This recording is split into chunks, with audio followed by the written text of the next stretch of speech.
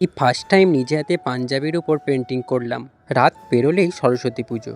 এই প্রথম বছর যে সরস্বতী পুজো নিয়ে কোনো এক্সাইটমেন্ট বা কোনো ইচ্ছা নেই, সেই জন্য কোনো বেরোনোর প্ল্যানও নেই।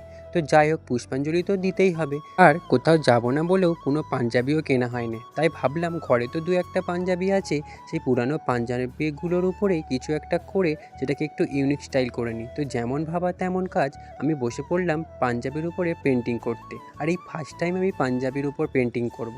তো প্রথমে আমি পেন্সিল দিয়ে ড্রয়িং করে নিয়েছিলাম, তারপর একটা হোয়াইট কালার ফেব্রিক রং দিয়ে রং করছিলাম। আর তখন বাজে সন্ধ্যে 7টা, টিফিন করা হয়নি, তাই মা আমাকে একটা ম্যাগি করে দিয়েছিল। সেই ম্যাগিটাই আমি খেয়ে নিয়ে আবার ড্রয়িং করতে বসে যাই, কারণ আজকে রাত্রের মধ্যেই আমাকে ড্রয়িংটা করতে হবে। আর তোমরা যারা আমাকে চেনো বা আগে থেকে আমার ভিডিও দেখো, তোমরা তো অনেকেই জানো আমি একটু মাঝে মধ্যে ড্রয়িং করে থাকি এবং ড্রয়িং করতেও আমার ভালো লাগে, কিন্তু এখন সময়ের অভাবে আর ড্রয়িং করা হয়নি। তো প্রায় 2-3 ঘন্টা ধরে আমি এই ড্রয়িংটা করছিলাম। আর ফার্স্ট টাইম করছিলাম, খালি ভাবছিলাম কেমন হবে না হবে, কিন্তু ফাইনালি আমার ড্রয়িং করা কমপ্লিট হয়। আর কেমন হয়েছে তোমরা অবশ্যই কমেন্ট করে জানাবে। আর ফাইনাল লুকটা কালকে পরে দেখাবো।